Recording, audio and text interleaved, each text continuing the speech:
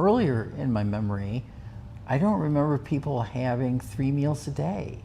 I mean, it was breakfast, bacon, and eggs, and then if people had anything in the middle of the day, it was maybe a fruit, like an apple or a pear or something like that.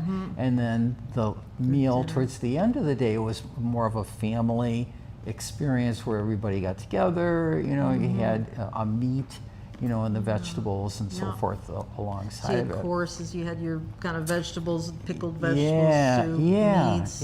And you didn't have a big meal in the middle of the day. No. And I think some of the transition that I observed has something to do with the experiences that my parents had, both of them, growing up in the Depression, where you didn't have access to, you know, prepared foods at that time, and people had to be frugal about what they consumed because of the cost.